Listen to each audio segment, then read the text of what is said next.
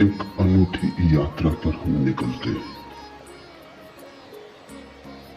मनुष्य जाति के पास बहुत शास्त्र है, पर अष्टावक्र गीता जैसा शास्त्र नहीं। वेद फीके, उपनिषद बहुत धीमी आवाज में बोलते हैं। गीता में भी ऐसा गौरव नहीं जैसा अष्टावक्र की संहिता में। कुछ बात ही अनूठी है। सबसे बड़ी बात तो यह है कि न समाज, न राजनीति, न जीवन की किसी और व्यवस्था का कोई प्रभाव अष्टावक्र के वचनों पर। इतना शुद्ध भावातीत वक्तव्य, समय और काल से अतीत, दूसरा नहीं। शायद इसीलिए अष्टावक्र की गीता, अष्टावक्र की संहिताओं का बहुत प्रभाव नहीं पड़ा। कृष्ण की गीता का बहुत प्रभाव पड़ा। पहला कारण, कृष्ण की गीता समन्वय है। सत्य की उतनी चिंता नहीं जितनी समन्वय की चिंता है। समन्वय का आग्रह इतना गहरा है कि अगर सत्य थोड़ा खो भी जाए तो कृष्ण राजी है।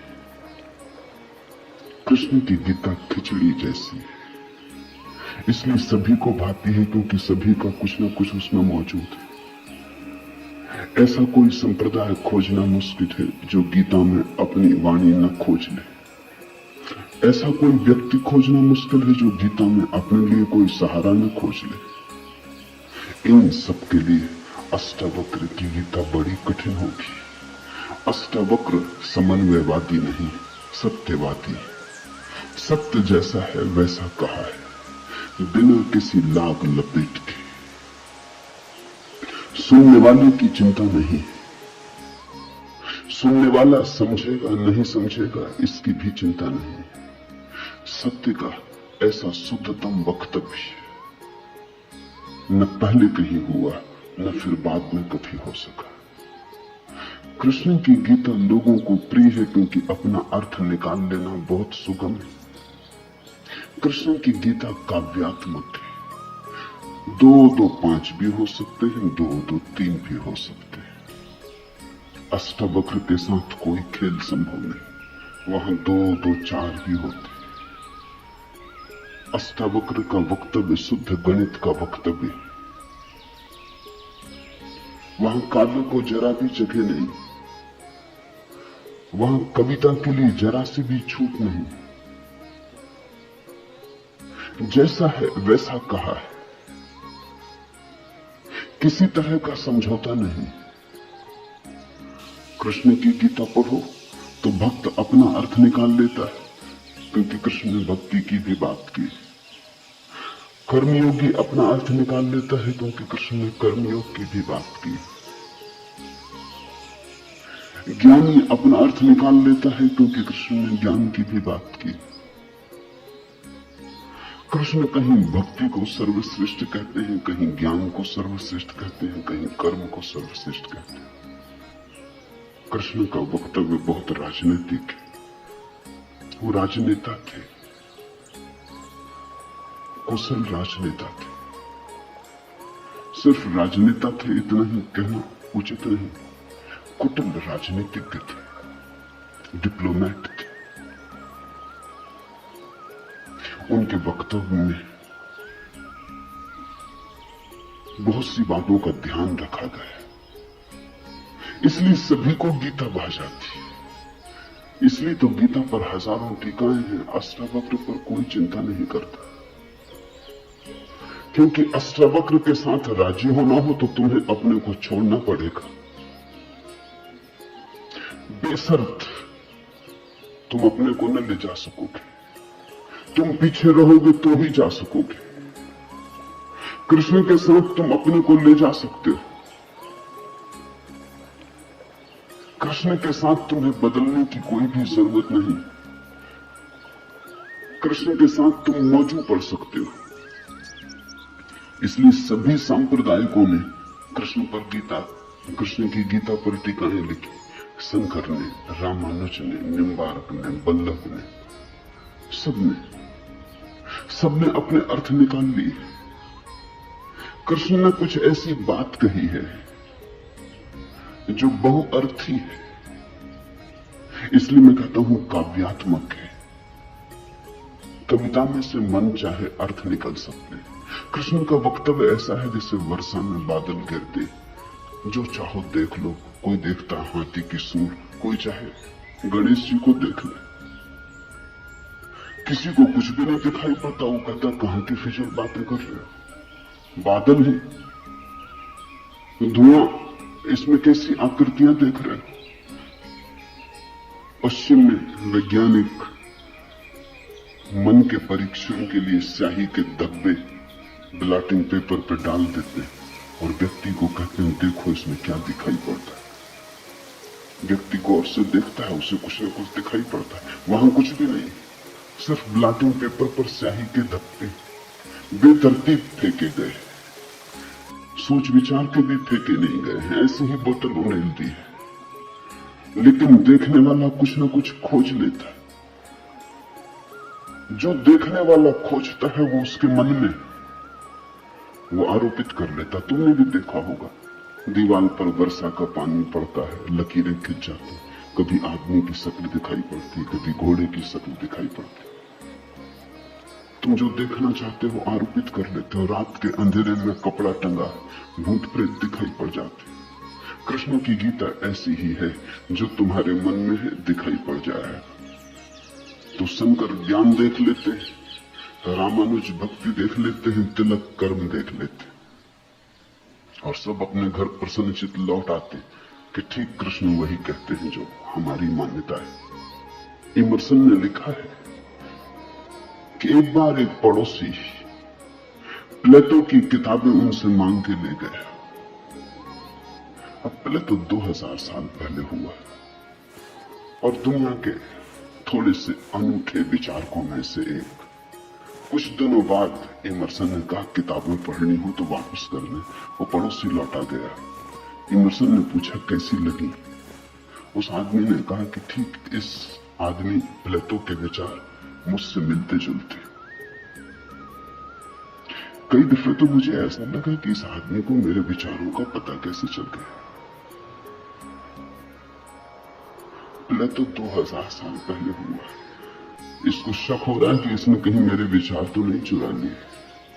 कृष्ण में ऐसा शक बहुत बार होता है। इसलिए कृष्ण पर सदियां बीत गई, टीकाएं चलती जाती। हर सदी अपना अर्थ खोज लेती, हर व्यक्ति अपना अर्थ खोज लेता है। कृष्ण की गीता स्याही के धब्बों जैसी एक कुशल राजनीतिज्ञ का वक्तव्य है। अष्टवक्र की गीता में तुम कोई अर्थ न खोज पाओगे। तुम अपने को छोड़ कर चलोगे तो ही अष्टवक्र की गीता स्पष्ट होगी। अष्टवक्र का सुस्पष्ट संदेश है, उसमें जरा भी तुम अपनी व्याख्या न डाल सकोगे। इसलिए लोगों ने टीकाएं नहीं लिखी। टीका लिखने की जगह नहीं, तोड़ने मरोड़ने का उपाय नहीं, तुम्हारे मन के लिए सुविधा नहीं है कि तुम कुछ डाल दो। अष्टावक्र ने इस तरह से वक्तव्य दिया है कि सदियां बीत गई, उस वक्तव्य में कोई कुछ जोड़ नहीं पाया, घटा नहीं पाया। बहुत कठिन है ऐसा वक्तव्य देना। शब्द के साथ ऐसी कुशलता बड़ी कठिन है। इसलिए मैं कहता हूं एक अनूठी यात्रा तुम शुरू कर रहे हो। अष्टावक्र में राजनीतिज्ञों की कोई उत्सुकता नहीं, न तिलक की, न अरविंद की, न गांधी की, न विनोबा की, किसी की कोई उत्सुकता नहीं, क्योंकि तुम अपना खेल न खेल पाओगे। तिलक को उकसाना है देशभक्ति, उठाना है कर्म का ज्वार।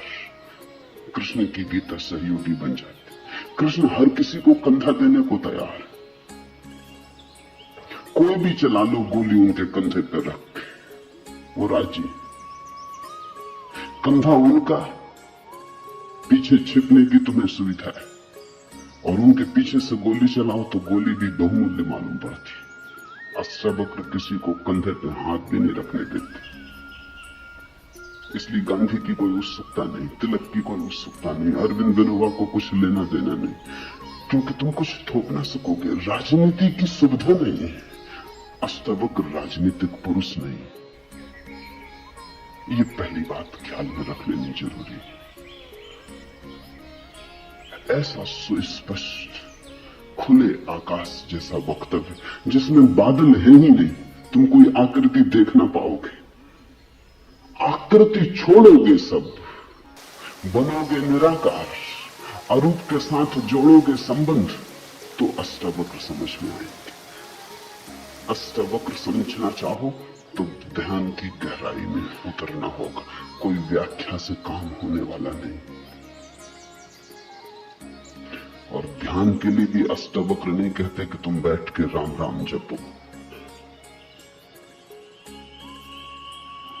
अष्टावक्र कहते हैं तुम कुछ भी करो वो ध्यान ना होगा।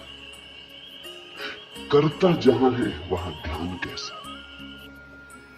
जब तक करना है तब तक भ्रांति है। जब तक करने वाला मौजूद है तब तक अहंकार मौजूद है। अष्टावक्र कहते हैं साक्षी हो जाना है ध्यान।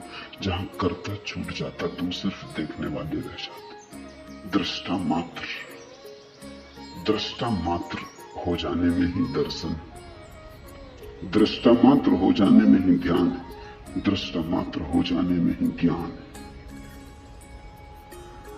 इसके पहले कि हम सूत्र में उतरे, अष्टावक्र के संबंध में कुछ बातें समझ लेनी जरूरी है। ज्यादा पता नहीं, क्योंकि न तो वे सामाजिक पुरुष थे न राजनीतिक, तो इतिहास में कोई उल्लेख नहीं। बस थोड़ी सी घटनाएं ज्ञात है, वो भी बड़ी अजीब, भरोसा करने योग्य नहीं, लेकिन समझोगे तो बड़े गहरे अर्थ खुलेंगे।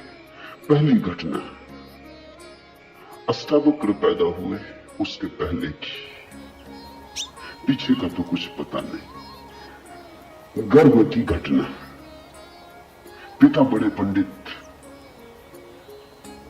अष्टावक्र मां के गर्भ में। पिता रोज वेद का पाठ करते और अष्टावक्र गर्भ में सुनते। एक दिन अचानक गर्भ से आवाज आती कि रुको भी, ये सब बकवास है, ज्ञान इसमें कुछ भी नहीं, बस शब्दों का संग्रह। शास्त्र में ज्ञान कहां? ज्ञान स्वयं में। शब्द में सत्य कहां? सत्य स्वयं में।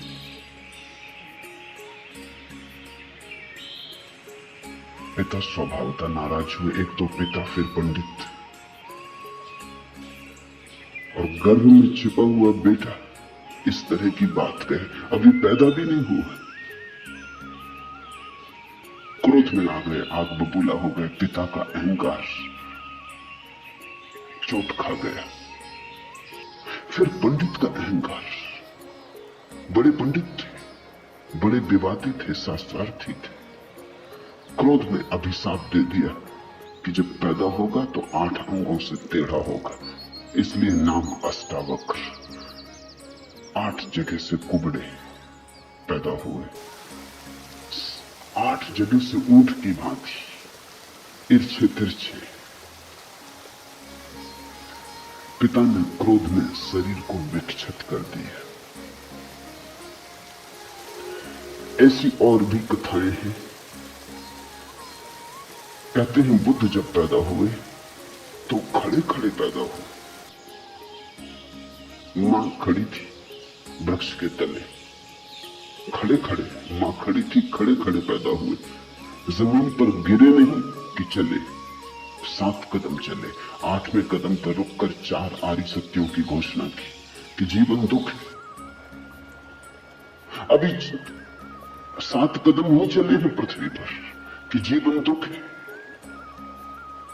कि दुख से मुक्त होने की संभावना है, कि दुख मुक्ति का उपाय है, कि दुख मुक्ति की अवस्था है, निर्वाण की अवस्था है। लाओत्सु के संबंध में कथा है कि लाओत्सु बूढ़े पैदा हुए, 80 वर्ष के पैदा हुए, 80 वर्ष तक गर्भ में ही रहे। कुछ करने की चाह ही न थी तो गर्भ से निकलने की चाह भी न हुई, कोई वासना ही न थी तो संसार में आने की भी वासना न हुई। जब पैदा हुए तो सफेद बाल थे, 80 वर्ष के बूढ़े थे।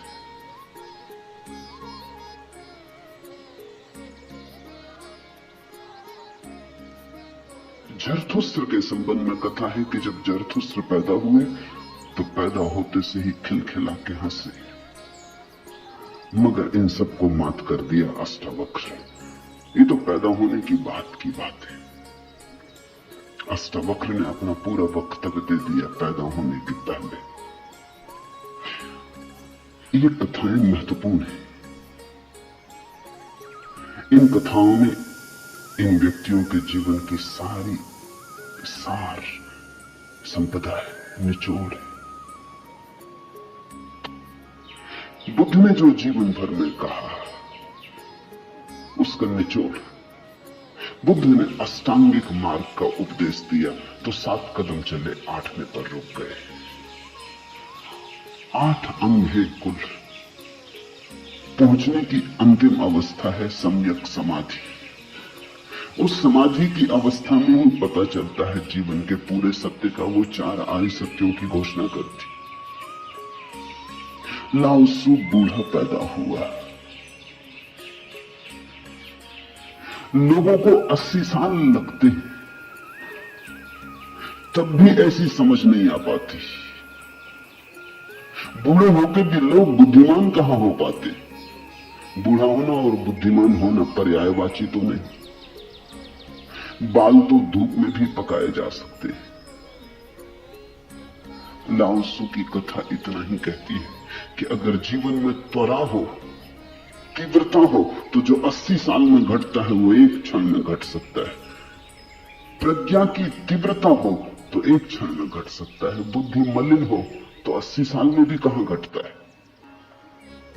जरथुस्त्र जन्म के साथ ही हंसे। जरथुस्त्र का धर्म अकेला धर्म है दुनिया में जिसको हंसता हुआ धर्म कह सकते। अति पार्थिव पृथ्वी का धर्म है। इसलिए तो पारसी दूसरे धार्मिकों को धार्मिक नहीं मालूम होते। नाचते गाते प्रसन्न। जरथुस्त्र का धर्म हंसता हुआ धर्म है, जीवन के स्वीकार का धर्म है, निषेध नहीं, त्याग नहीं। तुमने कोई पारसी साधु देखा? नंग धड़ंग खड़ा हो जाए, छोड़ दे, धूप में खड़ा हो जाए, धूनी रमा के बैठ जाए। नहीं, पारसी धर्म में जीवन को सताने, कष्ट देने की कोई व्यवस्था नहीं। जरथुस्त्र का सारा संदेश यही है कि जब हंसते हुए परमात्मा को पाया जा सकता है तो रोते हुए क्यों पाना। जब नाचते हुए पहुंच सकते हैं उस मंदिर तक तो नाहक कांटे क्यों बोने। जब फूलों के साथ जाना हो सकता है तो ये दुखवाद क्यों। इसलिए ठीक है, प्रतीक ठीक है कि जरथुस्त्र पैदा होते हंसे। इन कथाओं में इतिहास मत खोजना, ऐसा हुआ है ऐसा नहीं है। लेकिन इन कथाओं में एक बड़ा गहरा अर्थ है। तुम्हारे पास एक बीज पड़ा है। जब तुम बीज को देखते हो तो इससे पैदा होने वाले फूल की कोई भी तो खबर नहीं मिलती। ये क्या हो सकता है, इसकी भनक भी तो नहीं आती। ये कमल बनेगा, खिलेगा, जल में रहेगा और जल से अछूता रहेगा, सूरज की किरणों पर नाचेगा और सूरज भी ईर्ष्यालु होगा इसके सौंदर्य से, इसकी कोमलता से। इसके अपूर्व गरिमा, इसके प्रसाद से इसकी सुगंध आकाश में उड़ेगी। ये बीज को देखकर तो पता भी नहीं चलता, बीज को तो देख के इसकी कोई कल्पना भी नहीं कर सकता, अनुमान भी नहीं कर सकता। लेकिन एक दिन ये घटता है तो दो तरह से हम सोच सकते हैं। या तो हम बीज को पकड़ लें जोर से और हम कहें जो बीज में दिखाई नहीं पड़ा वो कमल में भी घट नहीं सकता। ये भ्रम है, ये धोखा है, ये झूठ है। जिनको हम तर्कनिष्ठ कहते हैं, संदेहशील कहते हैं, उनका यही आधार है। वो कहते हैं जो बीज में नहीं दिखाई पड़ा वो फूल में हो नहीं सकता, कहीं भ्रांति हो रही है। इसलिए संदेहशील व्यक्ति बुद्ध को मान नहीं पाता, महावीर को स्वीकार नहीं कर पाता, जीसस को अंगीकार नहीं कर पाता, क्योंकि वो कहते हैं हमने जाना इनको। जीसस अपने गांव में आए, बड़े हैरान हुए, गांव के लोगों ने कोई चिंता ही न की। जीसस का वक्तव्य है कि पैगंबर की अपने गांव में पूजा नहीं होती। कारण क्या रहा होगा, क्यों नहीं होती गांव में पूजा पैगंबर की? गांव के लोगों ने बचपन से देखा बड़े ही जोसेफ का लड़का है, लकड़ियां ढोते देखा, रिंदा चलाते देखा, लकड़ियां चीरते देखा, पसीने से लथपथ देखा, सड़कों पर खेलते देखा, झगड़ते देखा। गांव के लोग इसे बचपन से जानते हैं, बीज की तरह देखा। आज अचानक ये हो कैसे सकता है कि परमात्मा का पुत्र हो गए? नहीं, जिसने बीज को देखा है वो फूल को मान नहीं पाता। वो कहता है जरूर धोखा होगा, बेईमानी होगी, ये आदमी पाखंडी है। बुद्ध अपने घर वापस लौटे तो पिता, सारी दुनिया को जो दिखाई पड़ रहा था वो पिता को दिखाई नहीं पड़ा। सारी दुनिया अनुभव कर रही थी एक प्रकाश, दूर दूर तक खबरें जा रही थी, दूर देशों से लोग आने शुरू हो गए थे। लेकिन जब वो वापस बुद्ध घर आए 12 साल बाद, तो पिता ने कहा मैं तुझे अभी भी क्षमा कर सकता हूं, यद्यपि तूने काम तो बुरा किया, सताया तो तूने हमें, अपराध तो तूने किया, लेकिन मेरे पास पिता का हृदय, मैं माफ कर दूंगा, द्वार तेरे लिए खुले, मगर फेंकिए भिक्षा का पात्र, हटाइए भिक्षु का वेश, ये सब नहीं चलेगा। तो वापस लौटा, ये राज्य तेरा है, मैं बूढ़ा हो गया, इसको कौन संभालेगा? हो गया बचपना बहुत, अब बंद करो ये सब खेल। बुद्ध ने कहा कृपा कर मुझे देखें तो जो गया था वो वापस नहीं आया है, ये कोई और ही आया है जो आपके घर पैदा हुआ था, वही वापस नहीं आया है, ये कोई और ही आया है, बीज फूल होके आया है। गौर से तो देखो। पिता ने कहा तू मुझे सिखाने चला है, पहले दिन से जब तू पैदा हुआ था तब से तुझे जानता हूं। किसी और को धोखा देना, किसी और को समझा लेना, भ्रम में डाल देना, मुझे तू भ्रम में न डाल पाएगा। मैं फिर कहता हूं, मैं तुझे भली भांति जानता हूं, मुझे कुछ सिखाने को चेष्टा मत कर, क्षमा करने को मैं राजी हूं। बुद्ध ने कहा आप और मुझे जानते हैं, मैं तो स्वयं को भी नहीं जानता था, अभी अभी किरणें उतरी हैं और स्वयं को जानो। क्षमा करें, लेकिन ये मुझे कहना ही पड़ेगा कि जिसको आपने देखा वो मैं नहीं हूं, और जहां तक आपने देखा वो मैं नहीं हूं। बाहर बाहर आपने देखा, भीतर आपने कहां देखा?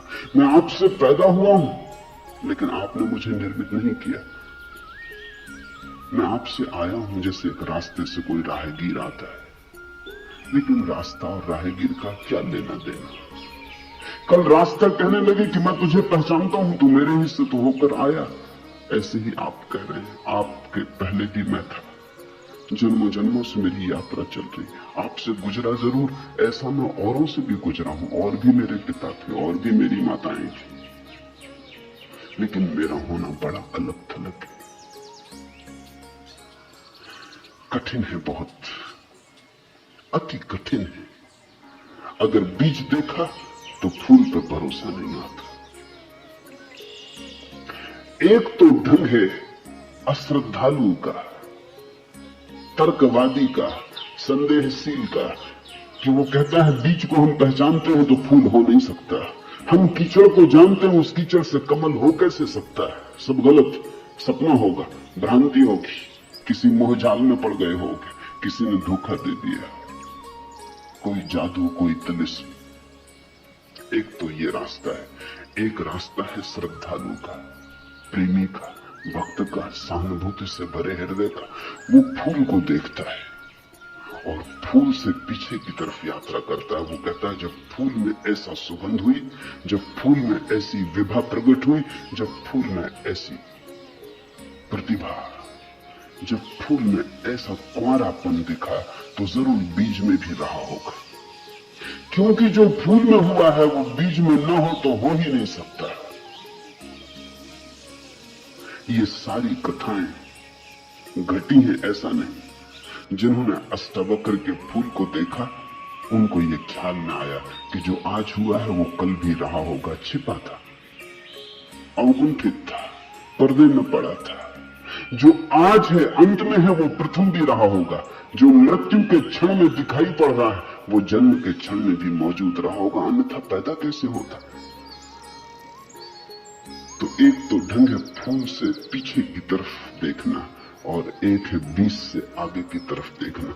गौर से देखो तो दोनों में सार सूत्र एक ही है, दोनों की आधार भित्ति एक ही है, लेकिन कितना जमीन आसमान का अंतर हो जाता।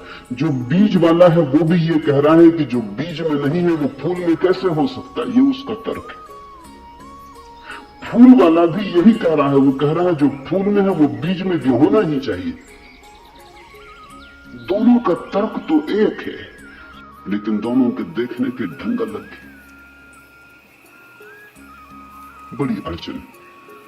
मुझसे कोई पूछता था कि आपके साथ बचपन में बहुत लोग पढ़े होंगे, स्कूल में, कॉलेज में, वे दिखाई नहीं पड़ते, वे कैसे दिखाई पड़ सकते? उनको बड़ी अड़चन है, वो भरोसा नहीं कर सकते, अति कठिन है उन्हें। कल ही मेरे पास रायपुर से किसी ने एक अखबार भेजा, श्री हरिशंकर परसाई ने एक लेख मेरे खिलाफ लिखा है। वो मुझे जानते हैं, कॉलेज के दिनों से जानते हैं, हिंदी के मूर्धन्य व्यंग्य लेखक है। मेरे मन में उनकी कृतियों का आदर है। लेख में उन्होंने लिखा है कि जबलपुर की हवा में कुछ खराबी है, यहां धोखेबाज और धूर्त ही पैदा होते, जैसे रजनीश, महेश योगी, मुंदड़ा, 3 नाम उन्होंने गिनाए। धन्यवाद उनका, कम से कम मेरा नाम नंबर 1 तो गिनाया। इतनी याद तो रखी, एकदम विसार नहीं दिया, बिल्कुल भूल गए हो ऐसा नहीं।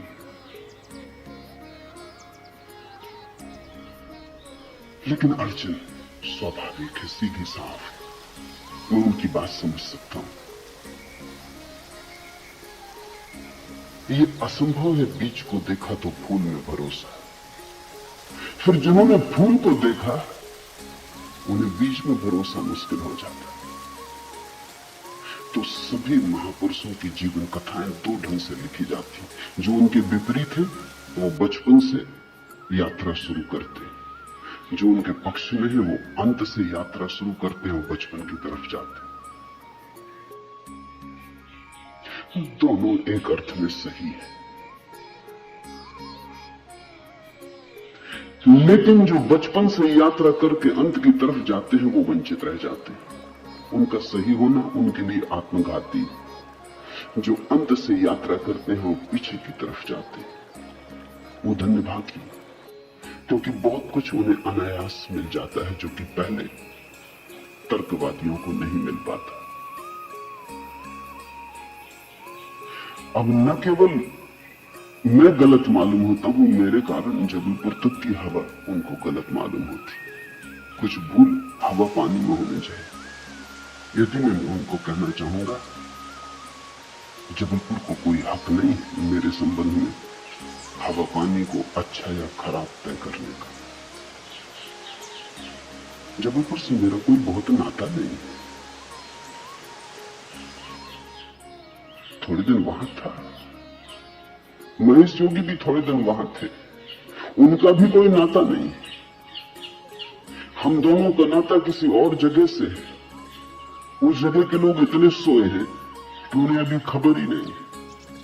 महेश योगी और मेरा जन्म पास ही पास हुआ, दोनों गाडरवाड़ा के आसपास पैदा हुए। उनका जन्म चीचली में हुआ, मेरा जन्म कुचवाड़े में हुआ। अगर हवा पानी खराब है तो वहां का होगा। इसका दुख गाडरवाड़ा को होना चाहिए, कभी होगा, या सुख जबलपुर को इसमें बीच में आना नहीं चाहिए। लेकिन मन कैसे तर्क रचता है। अब जो अष्टावक्र की कथा को देखेगा वो सुनते से ही कह देगा गलत, असंभव। ये तो कथा जिन्होंने लिखी है उनको भी पता है कि कहीं कोई गर्व से बोलता है।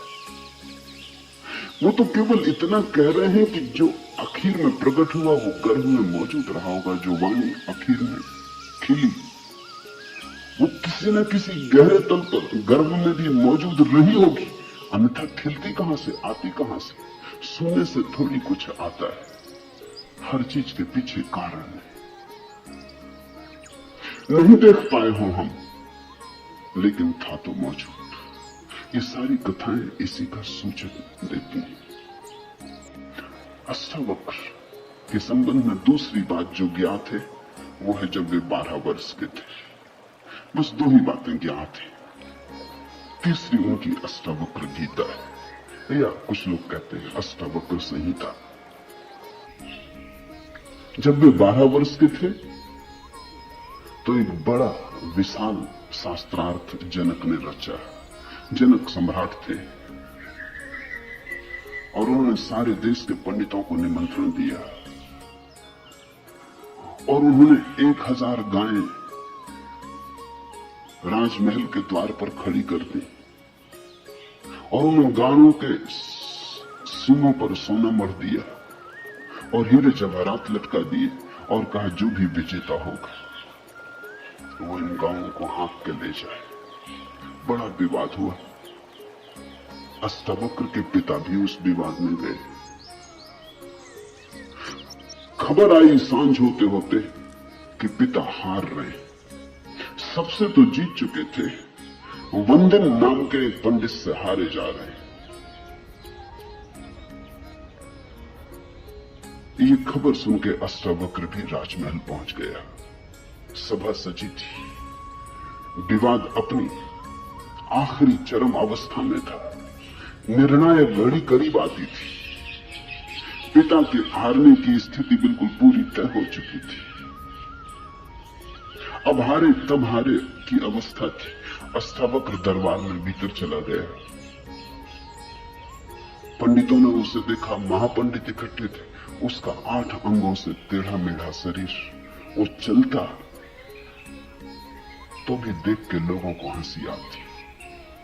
उसका चलना भी बड़ा हास्यास्पद था। सारी सभा हंसने लगी।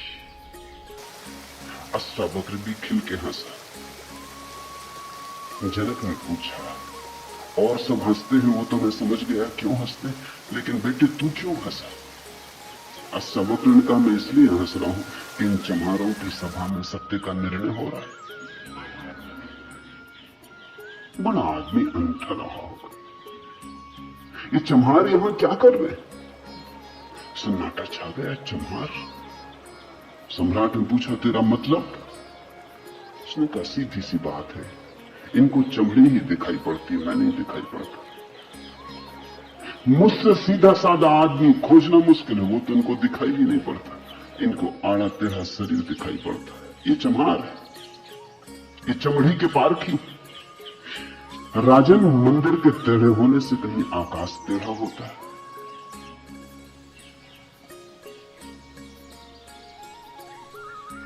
घड़े के फूटे होने से कहीं आकाश फूटता है। आकाश तो निर्विकार है, मेरा शरीर टेढ़ा मेढ़ा है, लेकिन मैं तो नहीं। ये जो भीतर बसा है इसकी तरफ तो देखो। इससे तुम सीधा साधा और कुछ खोज ना सकोगे।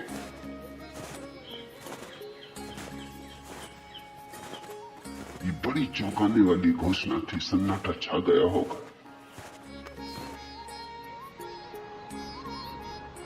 जनक प्रभावित हुआ, झटका खाया। मुझसे थी कहां चम्हारों की भीड़ इकट्ठी करके बैठा। खुद पे भी पश्चाताप हुआ, अपराध लगा कि मैं भी हंसा। उस दिन तो कुछ न कहते बना, लेकिन दूसरे दिन सुबह जब सम्राट घूमने निकला था तो राह पर अष्टावक्र दिखाई पड़ा। उतरा, घोड़े से पैरों में गिर पड़ा। सबके सामने तो हिम्मत न जुटा पाया। एक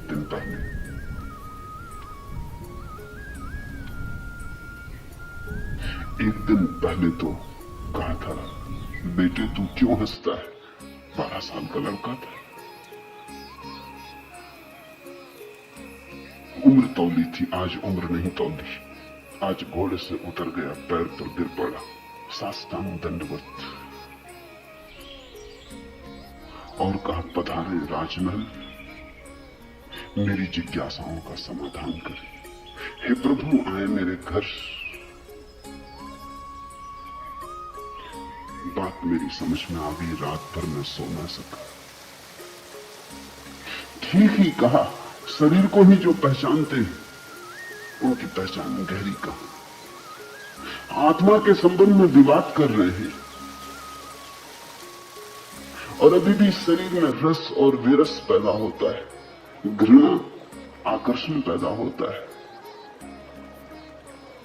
मर्त्य को देख रहे हैं, अमृत की चर्चा करते हैं। धन्य भाग मेरे कि आप आए और मुझे चौंकाया, मेरी नींद तोड़ दी। अब पधारो। राजमहल में उसने बड़ी सजावट कर रखी थी।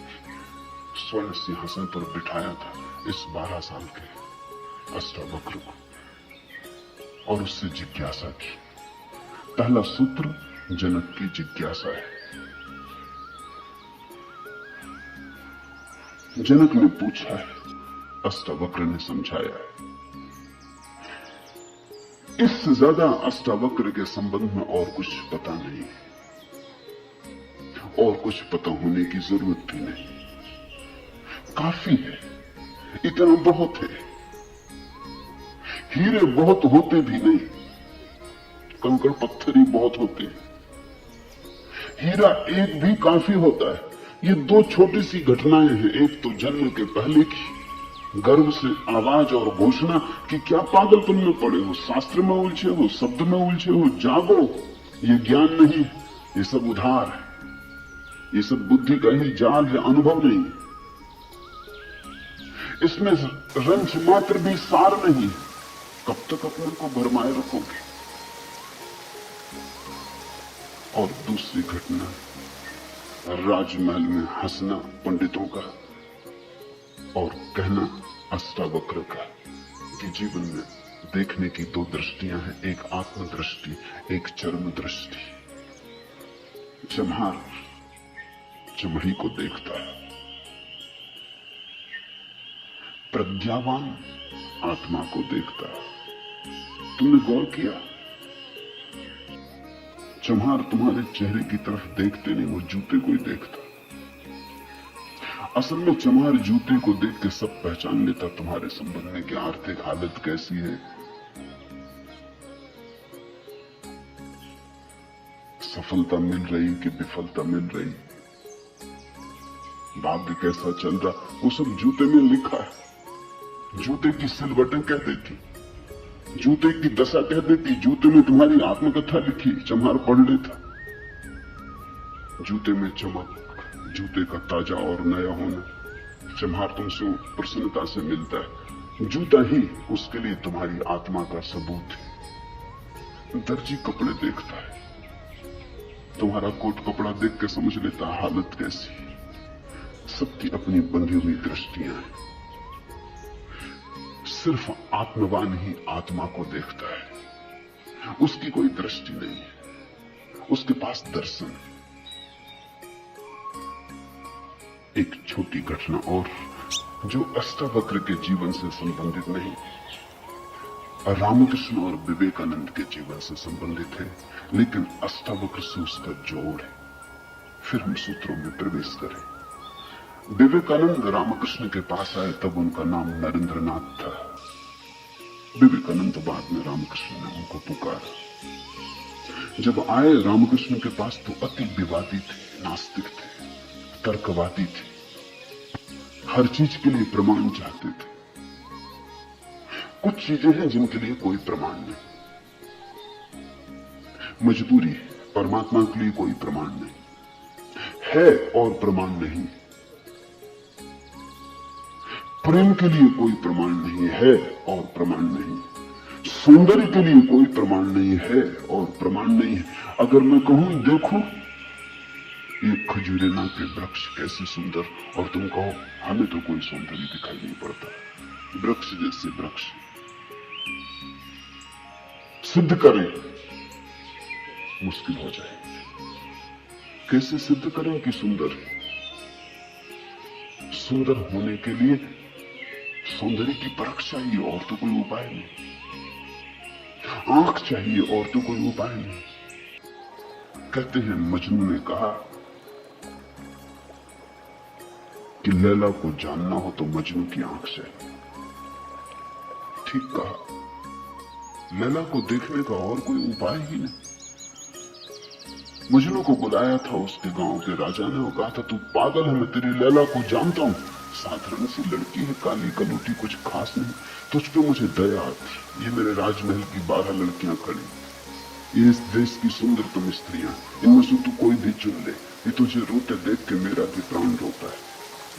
उसने देखा और उसने कहा इनमें तो लैला कोई भी नहीं, ये तो लैला के मुकाबले तो तू उसके चरण की धूल भी नहीं।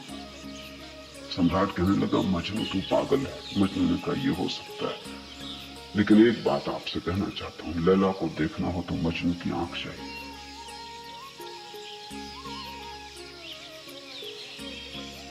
ठीक कहा मजनू ने।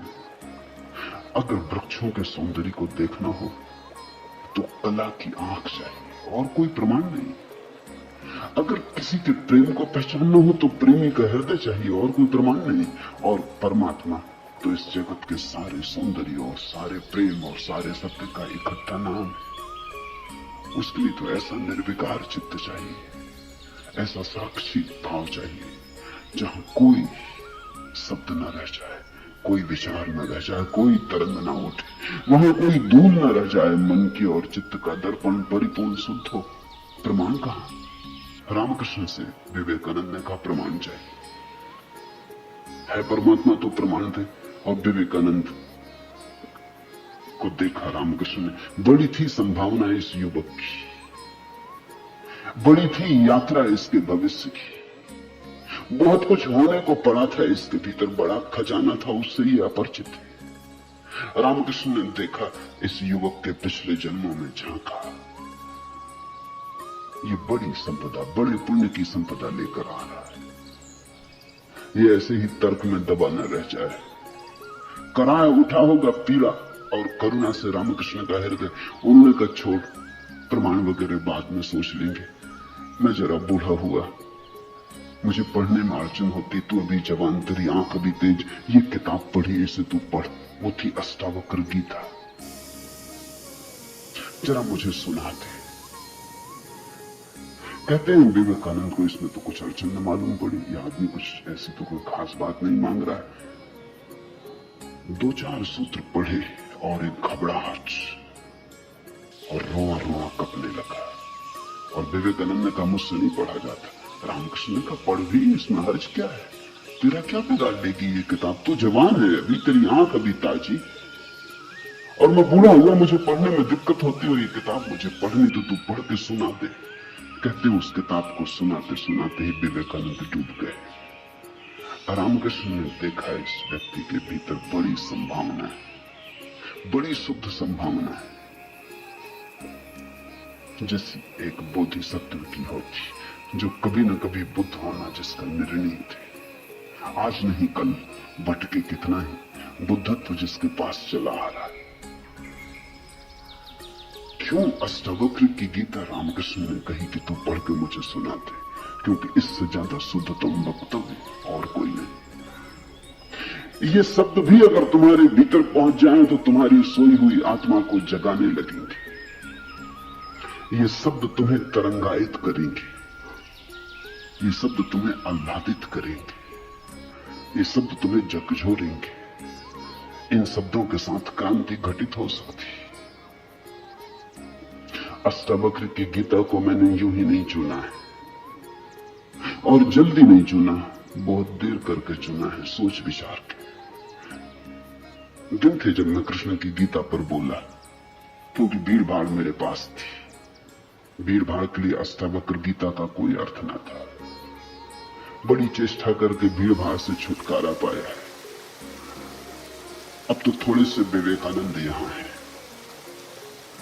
अब तो उनसे बात करनी है जिनकी बड़ी संभावना है।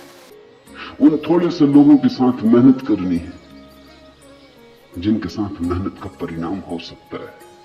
अब हीरे तराशने, कंकड़ पत्थरों पर यह छेनी खराब नहीं करनी, इसलिए चुनी है अष्टावक्र की गीता।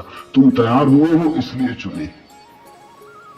पहला सूत्र, जनक ने कहा, हे प्रभु, पुरुष ज्ञान को कैसे प्राप्त होता है और मुक्ति कैसे होगी और वैराग्य कैसे प्राप्त होगा, यह मुझे कहिए। एतत् मम ब्रूहि प्रभो, मुझे समझाएं प्रभु। 12 साल के लड़के से सम्राट जनक का कहना है, प्रभु भगवान मुझे समझाएं। एतत् मम ब्रूहि, मुझे ना समझ को कुछ समझ दे, मुझे अज्ञानी को जगाए। 3 प्रश्न पूछे। कथम ज्ञानम, कैसे होगा ज्ञान? साधारणता तो हम सोचेंगे कि ये भी कोई पूछने की बात है, किताबों में पढ़ा पड़ा है। जनक भी जानता था किताबों में भरा पड़ा है वो ज्ञान नहीं, वो केवल ज्ञान की धूल है, राख है। ज्ञान की ज्योति जब जलती है तो पीछे राख छूट जाती है, राख इकट्ठी होती चली जाती, शास्त्र बन जाती। वेद राख है। कभी जलते हुए अंगारे थे, ऋषियों ने उन्हें अपनी आत्मा में जलाया था, फिर राख रह गए। फिर राख संयोजित की जाती, संग्रहित की जाती, सुव्यवस्थित की जाती। जैसे जब आदमी मर जाता है तो हम उसकी राख इकट्ठी कर लेते हैं, उसको फूल कहते हैं। बड़े मजेदार लोग हैं जिंदगी में जिसको फूल नहीं कहा।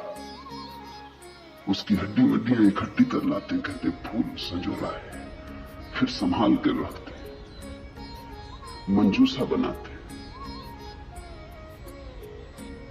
जिसको जिंदगी में कभी फूल का आदर नहीं दिया, जिसको जिंदगी में कभी फूल की तरह देखा नहीं, जब मर जाता है आदमी पागल, तब उसकी हड्डी को, राख को फूल कहते। ऐसे ही जब कोई बुद्ध जीवित होता है तब तुम सुनते नहीं। जब कोई महावीर तुम्हारे बीच से गुजरता है तब तुम नाराज होते हो। लगता है ये आदमी तुम्हारे सपने तोड़ रहा है या तुम्हारी नींद में दखल डाल रहा है। ये कोई जगाने का वक्त है? अभी अभी तो सपना आना शुरू हुआ था, अभी अभी तो जरा जीतना शुरू किया था जिंदगी में, अभी अभी तो दांव ठीक लगने लगे थे, तीर ठीक ठीक जगह पड़ने लगा था, और ये सज्जन आ गए। ये कहते सब आसार है। अभी अभी तो चुनाव जीते थे, पद पर पहुंचने का रास्ता बना था, और ये महापुरुष आ गए। ये कहते हैं ये सब सपना है, इसमें कुछ सार नहीं, मौत आएगी सब छीन लेगी। छोड़ो भी, जब मौत आएगी तब देखेंगे। बीच में तो इस तरह की बातें मत उठाओ। लेकिन जब महावीर मर जाते, बुद्ध मर जाते, तब उनकी राख को हम इकट्ठी कर लेते, फिर हम धम्मपद बनाते, वेद बनाते, फिर हम पूजा के फूल चढ़ाते। जनक भी जानता था कि शास्त्रों में सूचनाएं भरी पड़ी, लेकिन उसने पूछा कथम ज्ञानम, कैसे होगा ज्ञान? क्योंकि कितना ही जान लो ज्ञान तो होता ही नहीं। जानते जाओ, शास्त्र कंठस्थ कर लो, तोते बन जाओ, एक एक सूत्र याद हो जाए, पूरे वेद स्मृति में छप जाए, फिर भी ज्ञान तो होता नहीं। कथम ज्ञानम, कैसे होता ज्ञान?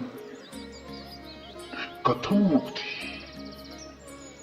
मुक्ति कैसे होगी? क्योंकि जिसको तुम ज्ञान कहते हो वो तो बांध लेता उल्टे, मुक्त कहां करता? ज्ञान तो वही है जो मुक्त करे। जीसस ने कहा है सत्य वही है जो मुक्त करे, ज्ञान तो वही है जो मुक्त करे। ये ज्ञान की कसौटी है। पंडित मुक्त तो दिखाई नहीं पड़ता, बंधा दिखाई पड़ता है, मुक्ति की बातें करता है, मुक्त दिखाई नहीं पड़ता, हजार बंधनों में बंधा हुआ मालूम पड़ता है। तुमने कभी गौर किया, तुम्हारे तथाकथित संत तुमसे भी ज्यादा बंधे हुए मालूम पड़ते। तुम शायद थोड़े बहुत मुक्त भी हो, तुम्हारे संत तुमसे भी ज्यादा बंधे, लकीर के फकीर, न उठ सकते स्वतंत्रता से, न बैठ सकते स्वतंत्रता से, न जी सकते स्वतंत्रता से। कुछ दिनों पहले कुछ जैन साध्वियों की मेरे पास खबर आई कि वो मिलना चाहते, मगर श्रावक आने नहीं देते। ये भी बड़ी मजे की बात है। साधु का अर्थ होता है जिसने फिक्र छोड़ी समाज की, जो चल पड़ा अरण्य की यात्रा पर, जिसने कहा अब न तुम्हारे आदर की मुझे जरूरत है, न सम्मान की। लेकिन साधु साध्वी कहते हैं श्रावक आने नहीं देते। वो कहते वहां भूल के मत जाना, वहां गए तो ये दरवाजा बंद। ये कोई साधुता हुई? ये तो परतंत्रता हुई, गुलामी हुई। ये तो बड़ी उल्टी बात हुई। ये तो ऐसा हुआ कि साधु श्रावक को बदले, उसकी जगह श्रावक साधु को बदल रहा है।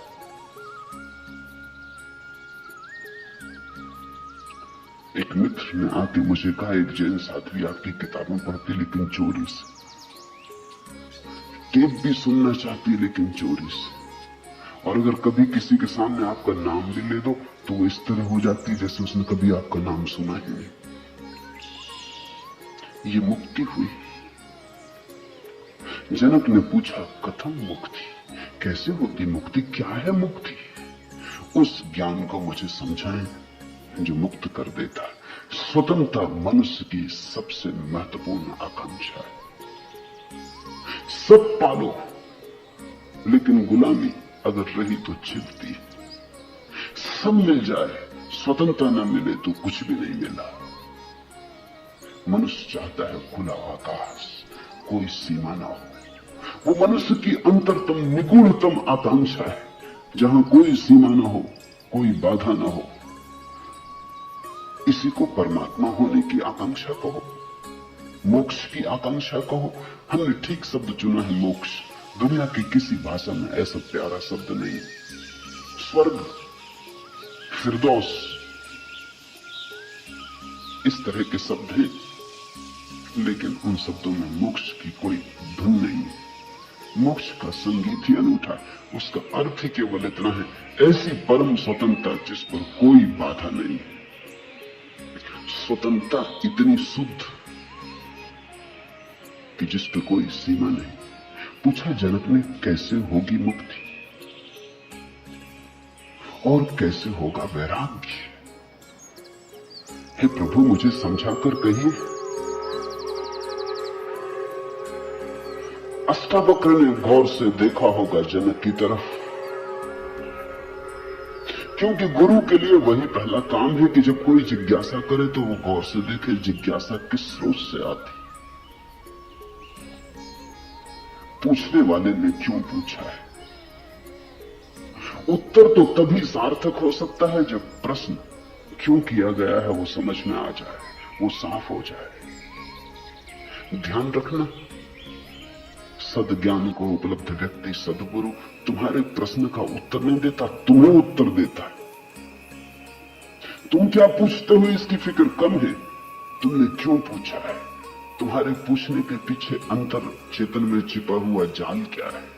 तुम्हारे प्रश्नों की आड़ में वस्तुतः कौन सी आकांक्षा छिपी?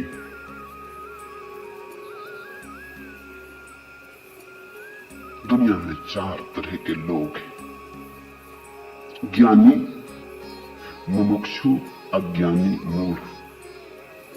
और दुनिया में 4 ही तरह की जिज्ञासाएं होती।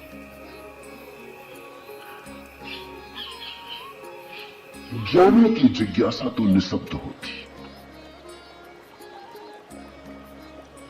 कहना चाहिए ज्ञानी की जिज्ञासा तो जिज्ञासा होती ही नहीं। जान लिया, जानने को कुछ बचा नहीं,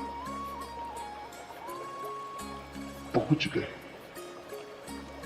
चित्त निर्मल हुआ, शांत हुआ, घर लौट आए, विश्राम में आ गए। तो ज्ञानी की जिज्ञासा तो जिज्ञासा जैसी होती ही नहीं। इसका यह अर्थ नहीं कि ज्ञानी सीखने को तैयार नहीं होता।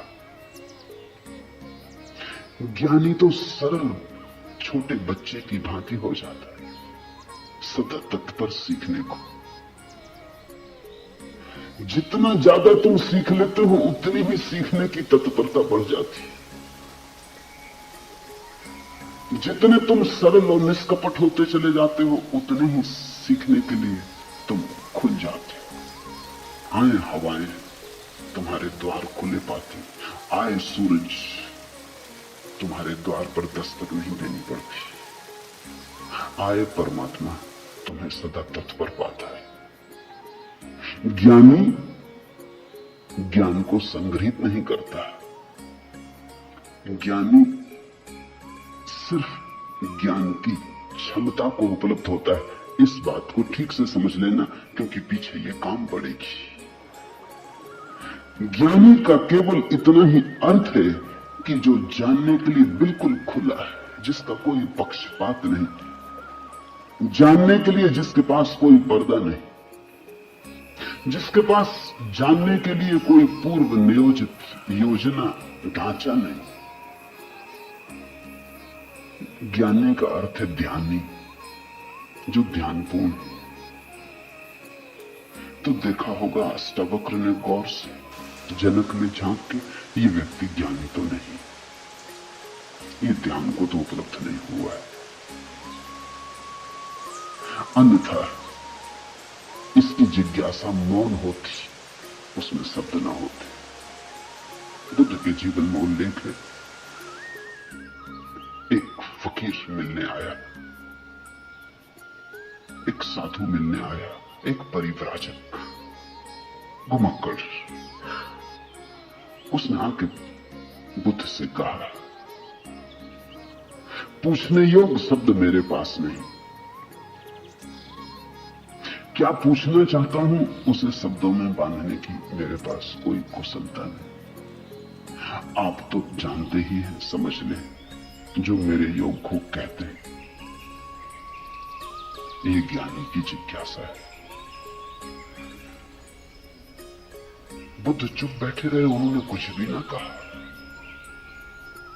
घड़ी भर बाद जैसे कुछ घटा, वो जो आदमी चुपचाप बैठा बुद्ध की तरफ देखता रहा था, उसकी आंख से आंसुओं की धार लग गई। चरणों में झुका, नमस्कार किया और कहा, धन्यवाद, खूब धन्यवादी,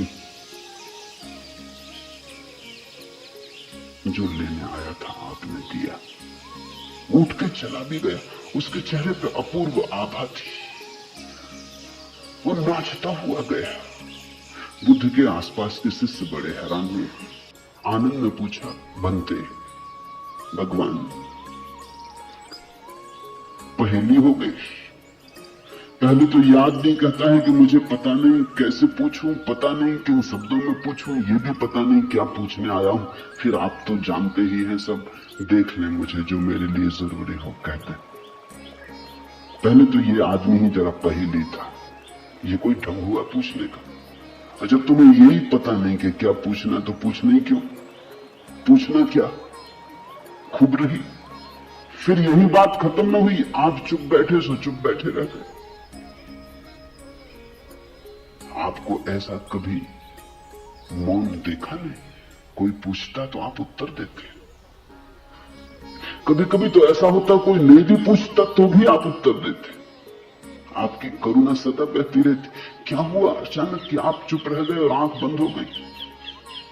और फिर क्या रहस्य में घटा कि वो आदमी रूपांतरित होने लगा? हमने उसे बदलते देखा, हमने उसे किसी और ही रंग में डूबते देखा, उसमें मस्ती आते देखी। वो नाचता हुआ गया, आंसुओं से भरा हुआ, गदगद आह्लादित, वो चरणों में झुका। उसकी सुगंध हमें भी छुई। ये हुआ क्या?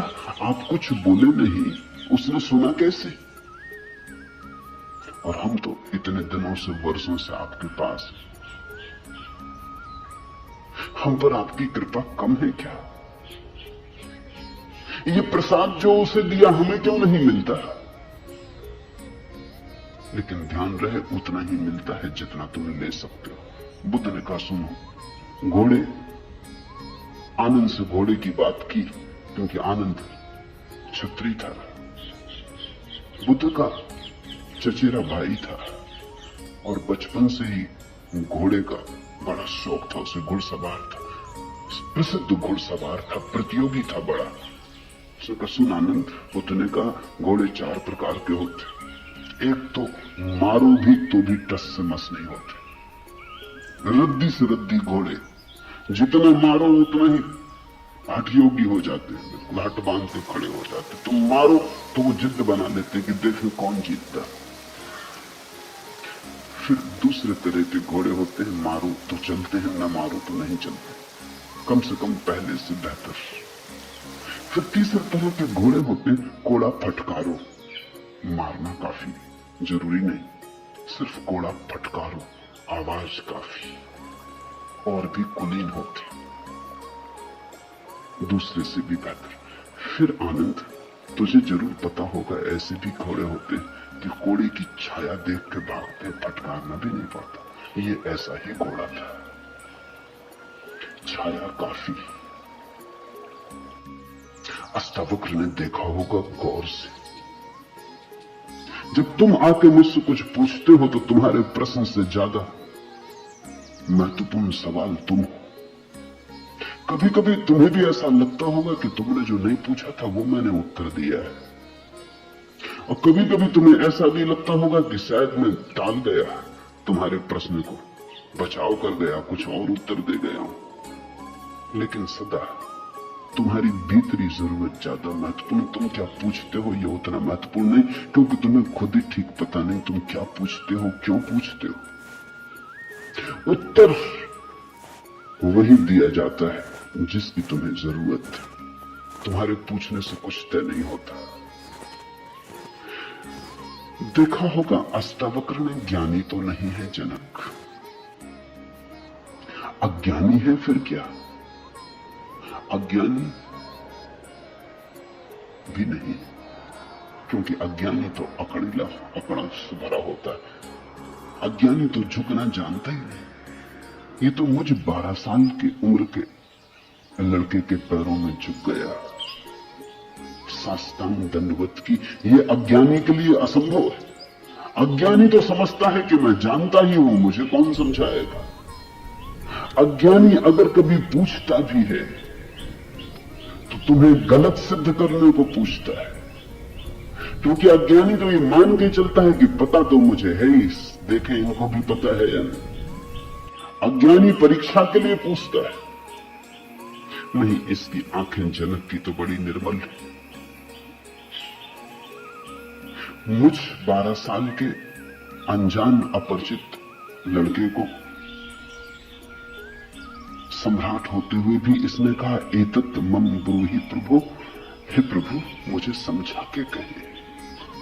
नहीं, ये विनयशील है, अज्ञानी तो नहीं।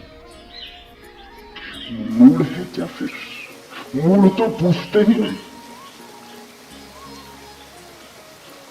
मूढ़ों को तो पता ही नहीं कि जीवन में कोई समस्या है। मूढ़ और बुद्ध पुरुषों में एक समानता है। बुद्ध पुरुषों के लिए कोई समस्या नहीं रही, मूढ़ों के लिए अभी समस्या उठी ही नहीं। बुद्ध पुरुष समस्या के पार हो गए, मूढ़ अभी समस्या के बाहर। मूढ़ तो इतना मूर्छित है, उसे कहां सवाल, कथम ज्ञानम, मूढ़ पूछेगा कथम मुक्ति, मूढ़ पूछेगा कैसे होगा वैराग्य, मूढ़ पूछेगा असंभव। मूढ़ अगर पूछेगा भी तो पूछता है राग में सफलता कैसे मिलेगी। मूढ़ अगर पूछता भी है तो पूछता है संसार में और थोड़े ज्यादा दिन कैसे रहना हो जाए, मुक्ति नहीं। मूढ़ पूछता है बंधन सोने के कैसे बने, बंधन में हीरे जवाहरात कैसे जड़े। मूढ़ पूछता भी है तो ऐसी बातें पूछता है। ज्ञान, मूढ़ तो मानता ही नहीं कि ज्ञान हो सकता है, वो तो संभावना को स्वीकार नहीं करता, वो तो कहता कैसा ज्ञान। मूढ़ तो पशुवत जीता है। नहीं, ये जनक मूढ़ भी नहीं, मुमुक्षु है। मुमुक्षु शब्द समझना जरूरी है। मोक्ष की आकांक्षा, मुमुक्षा। अभी मोक्ष के पास नहीं पहुंचा, ज्ञानी नहीं, मोक्ष के प्रति पीठ करके नहीं खड़ा, मूढ़ नहीं है। मोक्ष के संबंध में कोई धारणाएं पकड़ के नहीं बैठा, अज्ञानी भी नहीं, मुमुक्षु है। मुमुक्षु का अर्थ है सरल है इसकी जिज्ञासा, न मूढ़ता से अपवित्र हो रही है, न अज्ञानपूर्ण धारणाओं से विकृत हो रही है। शुद्ध है इसकी जिज्ञासा, सरल चित्त से पूछा है। अष्टावक्र ने कहा, हे प्रिय, यदि तू मुक्ति को चाहता है तो विषयों को विष के समान छोड़ दे और क्षमा, आर्जव, दया, संतोष और सत्य को अमृत के समान सेवन कर। मुक्ति मिच्छसि चेतात विषयान विस्वत्यज। शब्द विषय बड़ा बहुमूल्य, वो विष से ही बना है। विष का अर्थ होता है जिसे खाने से आदमी मर जाए। विषय का अर्थ होता है जिसे खाने से हम बार बार मरते, बार बार भूख, बार बार भोजन, बार बार महत्वाकांक्षा, ईर्ष्या, क्रोध, जलन, बार बार इन्हीं को खा खा के तो हम मरे, बार बार इन्हीं के कारण तो मरे। अब तक हमने जीवन में जीवन कहां जाना, मरने को ही जाना है। अब तक हमारा जीवन, जीवन की प्रज्वलित ज्योति कहां, मृत्यु का ही धुआं। जन्म से लेकर मृत्यु तक हम मरते ही तो हैं, धीरे धीरे जीते कहां, रोज रोज मरते। जिसको हम जीवन कहते हैं वो एक सतत मरने की प्रक्रिया है। अभी हमें जीवन का तो पता ही नहीं, तो हम जिएंगे कैसे। ये शरीर तो रोज क्षीण होता चला जाता, ये बल तो रोज खोता चला जाता, ये भोग और विषय तो रोज हमें चूसते चले जाते, जरा जीर्ण करते चले जाते। ये विषय और कामनाएं तो छेदों की तरह, इनसे हमारी ऊर्जा और आत्मा रोज बहती चली जाती। आखिर में घड़ा खाली हो जाता, उसको हम मृत्यु कहते। तुमने कभी देखा, अगर छिद्र वाले घड़े को कुएं में डालो तो जब तक घड़ा पानी में डूबा होता है भरा मालूम पड़ता है। उठाओ पानी के ऊपर, खींचो रस्सी, बस खाली होना शुरू हुआ। जोर का शोरगुल होता है, उसी को तुम जीवन कहते हो। जलधारें गिरने लगती, उसी को तुम जीवन कहते हो। और घड़ा जैसे जैसे पास आता है, हाथ के खाली होता चला जाता। जब हाथ में आता है तो खाली घड़ा, जल की एक बूंद भी नहीं। ऐसा ही हमारा जीवन है। बच्चा पैदा नहीं हुआ, भरा मालूम होता, पैदा हुआ कि खाली होना शुरू हुआ। जन्म का पहला दिन, मृत्यु का पहला दिन, खाली होने लगा। एक दिन मरा, 2 दिन मरा, 3 दिन मरा। जिनको तुम जन्मदिन कहते हो अच्छा हो, मृत्यु दिन कहो तो ज्यादा सत्यतर होगा।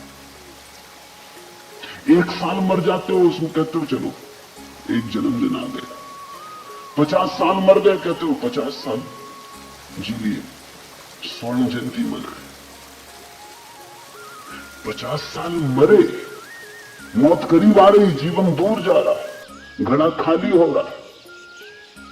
जो दूर जा रहा है उसके आधार पर तुम जीवन को सोचते हो, या जो पास आ रहा है उसके आधार पर? ये कैसा उल्टा गणित। हम रोज मर रहे, मौत करीब सरकती आती। अष्टावक्र कहते हैं विषय है विषवत, क्योंकि उन्हें खा खा के हम सिर्फ मरते, उनसे कभी जीवन तो मिलता नहीं। यदि तू मुक्ति चाहता है हे तात, हे प्रिय,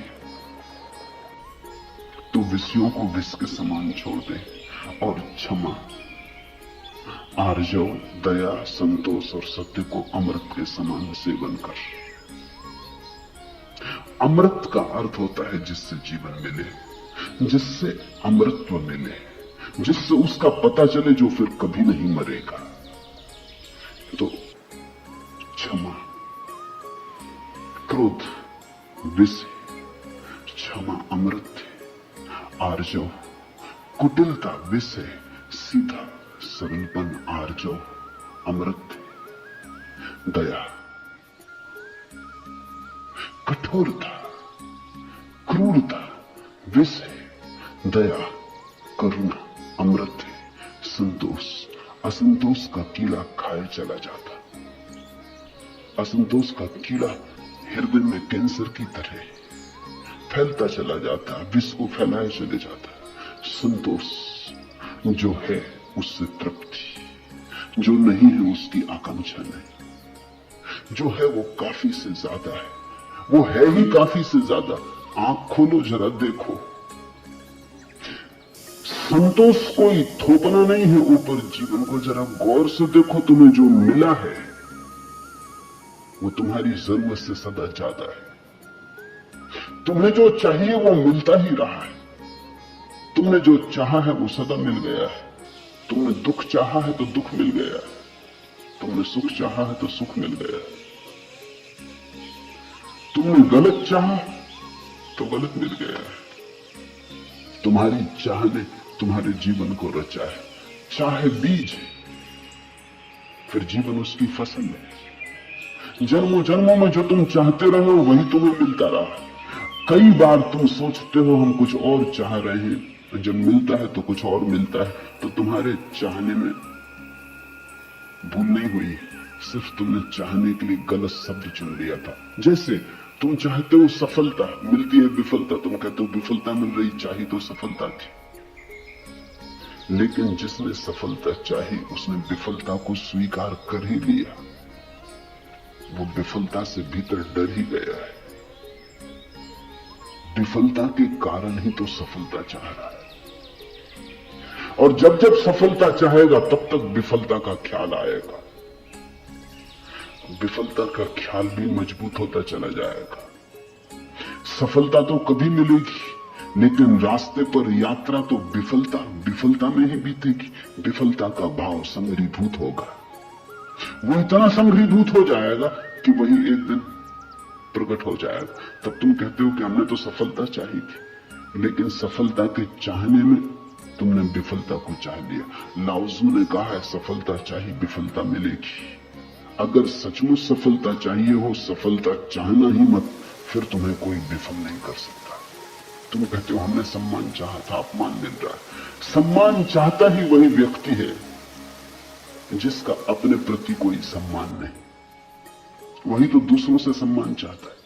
अपने प्रति जिसका अपमान है वही तो दूसरों से अपने अपमान को भर लेना चाहता है, ढांक लेना चाहता है। सम्मान की आकांक्षा इस बात की खबर है कि तुम अपने भीतर अपमानित अनुभव कर रहे हो। तुम्हें अनुभव हो रहा है कि मैं कुछ भी नहीं हूं, दूसरे मुझे कुछ बना दे, सिंहासन पर बिठा दे, फताकाएं फहरा दे, झंडे उठा ले मेरे नाम के, दूसरे कुछ कर दे। तुम भिखमंगे हो। तुमने अपना अपमान तो खुद कर लिया जब तुमने सम्मान चाहा, और ये अपमान गहन होता जाएगा। लाओसु कहता है मेरा कोई अपमान नहीं कर सकता क्योंकि मैं सम्मान चाहता ही नहीं, ये सम्मान को पा लेना है। लाओसु कहता है मुझे कोई हरा नहीं सकता क्योंकि जीत की हमने बात ही छोड़ दी, अब हराओगे कैसे? तुम उसी को हरा सकते हो जो जीतना चाहता है। अब ये जरा उलझा हुआ हिसाब है। इस दुनिया में सम्मान उन्हें मिलता है जिन्होंने सम्मान नहीं चाहा, सफलता उन्हें मिलती है जिन्होंने सफलता नहीं चाही, क्योंकि जिन्होंने सफलता नहीं चाही उन्होंने तो स्वीकार ही कर लिया कि सफल तो हम हैं ही, अब और चाहना क्या है। सम्मान तो हमारे भीतर आत्मा का है ही, अब और चाहना क्या है। परमात्मा ने सम्मान दे दिया तुम्हें पैदा करके, अब और किसका सम्मान चाहते हो।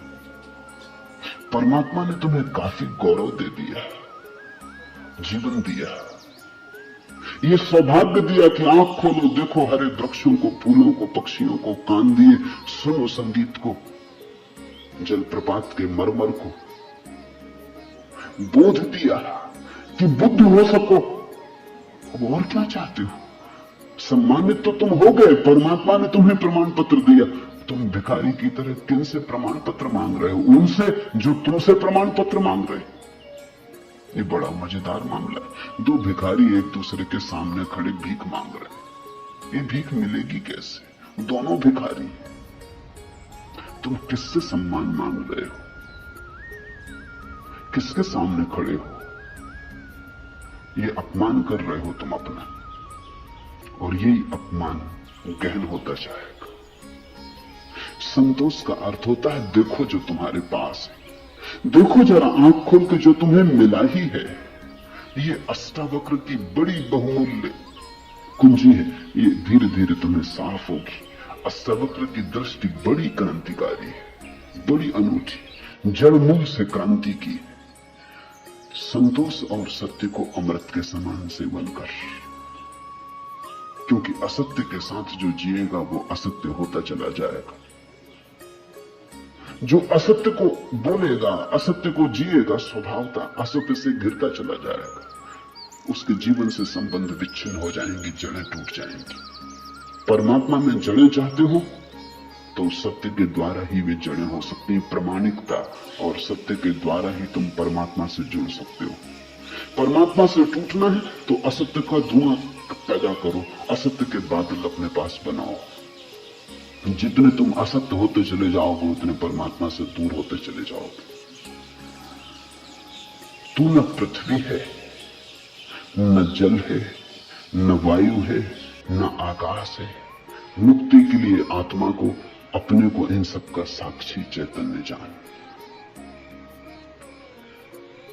सीधी सीधी बातें, भूमिका भी नहीं। अभी दो वचन नहीं बोले अष्टावक्र ने कि ध्यान आ गया, कि समाधि की बात आ गई। जानने वाले के पास समाधि के अतिरिक्त और कुछ जताने को है भी नहीं। वो दो वचन भी बोले, क्योंकि एकदम से अगर समाधि की बात होगी तो शायद तुम चौंक ही जाओगे, समझ ही ना पाओगे। मगर दो वचन और सीधे समाधि की बात आ गई। अष्टावक्र 7 कदम भी नहीं चलते, बुद्ध तो 7 कदम चले, 8वें कदम पे समाधि। अष्टावक्र तो पहला कदम ही समाधि का उठाते। तू न पृथ्वी है, न जल, न वायु, न आकाश। ऐसी प्रतीति में अपने को थिर कर। मुक्ति के लिए आत्मा को, अपने को, इन सब का साक्षी चैतन्य जान। साक्षी सूत्र है, इससे महत्वपूर्ण सूत्र और कोई भी नहीं। देखने वाले बनो, जो हो रहा है उसे होने दो, उसमें बाधा डालने की जरूरत नहीं। ये देह तो जल है, मिट्टी है, अग्नि है, आकाश। तुम इसके भीतर तो वो दिए हो जिसमें ये सब जल, अग्नि, मिट्टी, आकाश, वायु प्रकाशित हो रही। तुम दृष्टा हो। इस बात को गहन करो। साक्षिणाम चिद्रूपम आत्मानम विद्धि। ये इस जगत में सर्वाधिक बहुमूल्य सूत्र है। साक्षी बनो, इसी से होगा ज्ञान, इसी से होगा वैराग्य, इसी से होगी मुक्ति। प्रश्न 3 थे, उत्तर 1 है। यदि तू देह को अपने से अलग कर और चैतन्य में विश्राम कर स्थित है तो तू अभी ही सुखी, शांत और बंध मुक्त हो जाएगा। इसलिए मैं कहता हूं ये जड़मूल से क्रांति है। पतंजलि इतनी हिम्मत से नहीं कहते कि अभी ही, पतंजलि कहते हैं करो अभ्यास, यम नियम साधो, प्राणायाम प्रत्याहार आसन शुद्ध करो, जन्म जन्म लगेंगे तब सिद्धि। महावीर कहते हैं पंच महाव्रत, और तब जन्म जन्म लगेंगे, तब होगी निर्जरा, तब कटेगा जाल कर्मों का। सुनो अष्टावक्र को, यदि देहम प्रतिकृत्य चित्ति विश्राम तिष्ठसि अधुनैव सुखी शांतो बंध मुक्तो भविष्यसि। अधुनैव, अभी, यही, इसी क्षण। यदि तू देह को अपने से अलग कर और चैतन्य में विश्राम कर स्थित है, अगर तूने एक बात देखनी शुरू कर दी कि देह मैं नहीं, मैं करता और भोगता नहीं, ये जो देखने वाला मेरे भीतर छिपा है, जो सब देखता है। बचपन था कभी तो बचपन देखा, फिर जवानी आई तो जवानी देखी, फिर बुढ़ापा आया तो बुढ़ापा देखा। बचपन नहीं रहा तो मैं बचपन तो नहीं हो सकता। आया और गया, मैं तो हूं। जवानी नहीं रही तो मैं जवानी तो नहीं हो सकता। आई और गई, मैं तो हूं। बुढ़ापा आया जा रहा है तो मैं बुढ़ापा नहीं हो सकता, क्योंकि जो आता है जाता है वो मैं कैसे हो सकता हूं। मैं तो सदा हूं। जिस पे बचपन आया, जिस पे जवानी आई, जिस पे बुढ़ापा आया, जिस पे हजार चीजें आई और गई, मैं वही शाश्वत हूं। स्टेशनों की तरह बदलती रहती बचपन, जवानी, बुढ़ापा, जन्म, यात्री चलता जाता। तुम स्टेशन के साथ अपने को एक तो नहीं समझ लेते। पूना की स्टेशन पर तुम ऐसा तो नहीं समझ लेते कि मैं पूना हूं। फिर पहुंचे मनमाड़ तो ऐसा तो नहीं समझ लेते कि मैं मनमाड़ हूं। तुम जानते हो कि पूना आई गई, मनमाड़ आया गया। तुम तो यात्री हो, तुम तो दृष्टा हो जिसने पूना देखी, पूना आई, जिसने मनमाड़ देखा, मनमाड़ आया। तुम तो देखने वाले हो। तो पहली बात, जो हो रहा है उसमें से देखने वाले को अलग कर लो। देह को अपने से अलग कर और चैतन्य में विश्राम। और करने योग्य कुछ भी नहीं है। जैसे लाओसू का सूत्र है समर्पण, वैसे अष्टावक्र का सूत्र है विश्राम, रेस्ट। करने का कुछ भी नहीं है। मेरे पास लोग आते हैं, वो कहते हैं ध्यान कैसे करें। वो प्रश्न ही गलत पूछ रहे हैं। गलत पूछते हैं तो मैं उनको कहता हूं करो। क्या करोगे? तो उनको बता देता हूं कि करो, कुछ ना कुछ तो करना ही पड़ेगा। अभी तुम्हें करने की खुजलाहट है तो उसे तो पूरा करना होगा। खुजली है तो क्या करोगे? बिना खुजाए नहीं बनता। लेकिन धीरे धीरे उनको करवा करवा के थका डालता हूं। फिर वो कहते हैं अब इससे छुटकारा दिलवाओ। अब कब तक ये करते रहे? उनको तो मैं तो पहले ही राजी था, लेकिन तुम्हें समझने में जरा देर लगी। अब विश्राम करो। ध्यान का आत्यंतिक अर्थ विश्राम है। चित्ती विश्राम में तिष्ठसि, जो विश्राम में ठहरा देता अपने चेतना को, जो होने मात्र में ठहर जाता, कुछ करने को नहीं। क्योंकि जिसे तुम खोज रहे हो वो मिला ही हुआ है। क्योंकि जिसे तुम खोज रहे हो उसे कभी खोया ही नहीं। उसे खोया नहीं जा सकता, वही तुम्हारा स्वभाव है। अयम आत्मा ब्रह्म, तुम ब्रह्म हो, अनल हक, तुम सत्य हो। कहां खोजते हो, कहां भागे चले जाते हो? अपने को ही खोजने कहां भागे चले जाते हो? रुको, ठहरो। परमात्मा दौड़ने से नहीं मिलता, क्योंकि परमात्मा दौड़ने वाले में छिपा है। परमात्मा कुछ करने से नहीं मिलता, क्योंकि परमात्मा करने वाले में छिपा है। परमात्मा के होने के लिए कुछ करने की जरूरत ही नहीं, तुम हो ही। इसलिए अष्टावक्र कहते हैं चित्ती विश्राम में, विश्राम करो, ढीले छोड़ो अपने को, ये तनाव छोड़ो। कहां जाते? कहीं जाने को नहीं, कहीं पहुंचने को नहीं। और चैतन्य में विश्राम, तो तू अभी ही इसी क्षण अधुनैव सुखी, शांत और बंध मुक्त हो जाएगा। अनूठा है वचन, नहीं कोई और शास्त्र इसका मुकाबला करता है। तू ब्राह्मण आदि वर्ण नहीं, और न तू कोई आश्रम वाला है, और न आंख आदि इंद्रियों का विषय, असंग और निराकार तू सबका, विश्व का साक्षी है, ऐसा जानकर सुखी हो। अब ब्राह्मण कैसे टीका लिखे? तू ब्राह्मण आदि वर्ण नहीं। अब हिंदू इस शास्त्र को कैसे सिर पर उठाएं? क्योंकि उनका तो सारा धर्म वर्ण और आश्रम पे खड़ा है, और ये तो पहले से ही अष्टावक्र जड़ काटने लगे। वो कहते हैं तू कोई ब्राह्मण नहीं है, न कोई शूद्र है, न कोई क्षत्रिय है। ये सब बकवास है, ये सब ऊपर के आरोपण है, ये सब राजनीति और समाज का खेल है। तू तो सिर्फ ब्रह्म है, ब्राह्मण नहीं, क्षत्रिय नहीं, शूद्र नहीं, तू ब्राह्मण आदि वर्ण नहीं, और न तू कोई आश्रम वाला है, और न तो यह है कि तू ब्रह्मचर्य आश्रम में है, कि गृहस्थाश्रम में है, कि वानप्रस्थ, की संन्यास, कोई आश्रम वाला नहीं। तू तो इन सारी स्थानों के भीतर से गुजरने वाला दृष्टा साक्षी। अष्टावक्र की गीता हिंदू दावा नहीं कर सकते हमारी,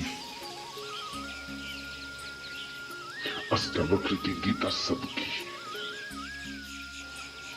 अगर अष्टावक्र के समय में मुसलमान होते, हिंदू होते, ईसाई होते, तो उन्होंने कहा होता न तू हिंदू है, न तू ईसाई है, न तू मुसलमान है। अब ऐसे अष्टावक्र को कौन मंदिर बनाए? इसके लिए कौन इसके शास्त्र को सिर पर उठाए? कौन दावेदार बने? क्योंकि ये सभी का निषेध कर रहे हैं। मगर ये सत्य की सीधी घोषणा है, असंग और निराकार तू सबका, विश्व का साक्षी है, ऐसा जानकर सुखी हो। अष्टावक्र ये नहीं कहता कि ऐसा तुम जानोगे तो फिर सुखी होगे। वचन को ठीक से सुनना, अष्टावक्र कहते हैं ऐसा जानकर सुखी हो। न त्वम विप्रादिको वर्णो नाश्रमी नाक्ष गोचरा, असंगो असि निराकारो विश्व साक्षी सुखी भव। सुखी भव, अभी हो सुखी। जनक पूछते हैं कैसे सुख होगा, कैसे बंधन मुक्ति होगी, कैसे ज्ञान होगा? अष्टावक्र कहते हैं अभी हो सकता है, क्षण मात्र की भी देर करने की कोई जरूरत नहीं है। इसे कल पर छोड़ने का कोई कारण नहीं, स्थगित करने की कोई जरूरत नहीं।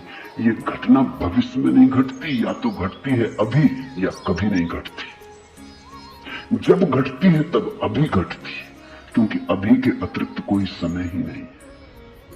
भविष्य कहां है? जब आता है तब अभी की तरह आता है। तो जो भी ज्ञान को उत्पन्न हुए हैं अभी उत्पन्न हुए।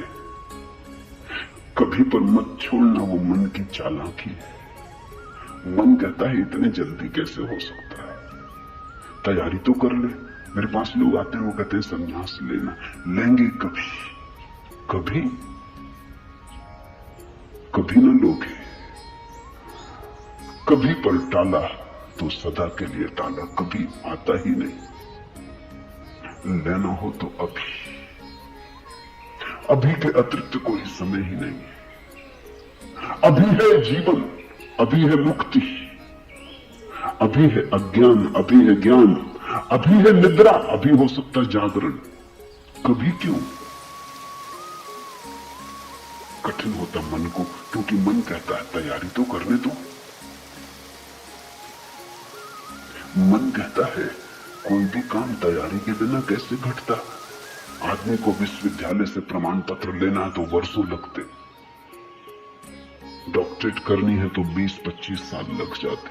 मेहनत करते करते फिर आदमी आके डॉक्टर हो पाता। अभी कैसे हो सकते? अष्टावक्र भी जानते, दुकान करनी हो तो अभी थोड़ी खुल जाएगी। इकट्ठा करना पड़े, आयोजन करना पड़े, सामान लाना पड़े, दुकान बनानी पड़े, ग्राहक खोजने पड़े, विज्ञापन भेजना पड़े, वर्षों लगते। इस जगत में कोई भी चीज अभी तो घटती नहीं, क्रम से घटती है। ठीक है, अष्टावक्र भी जानते हैं, मैं भी जानता हूं, लेकिन एक घटना यहां ऐसी है जो अभी घटती है, वो परमात्मा है। वो तुम्हारी दुकान नहीं, न तुम्हारा परीक्षालय, न तुम्हारा विश्वविद्यालय। परमात्मा क्रम से नहीं घटता, परमात्मा घट ही चुका है। आंख भर खोलने की बात है, सूरज निकल ही चुका है।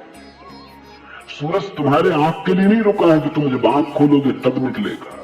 सूरज निकल ही चुका है, प्रकाश सब तरफ भरा ही है, अहिर्निश गूंज रहा उसका नाद, ओंकार की ध्वनि सब तरफ गूंज रही है, सतत अनाहत चारों तरफ गूंज रहा। खोलो कान, खोलो आंख। आंख खोलने में कितना समय लगता है, उतना समय भी परमात्मा को पाने में नहीं लगता। पल तो लगता, पलक के झपने में। पल का अर्थ ही होता है जितना समय पलक को झपने में लगता उतना पल, मगर परमात्मा को पाने में पल भी नहीं लगता।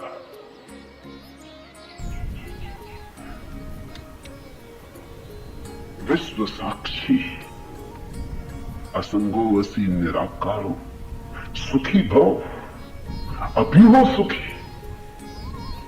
उधार नहीं है अष्टावक्र का धर्म, नगद, कैश।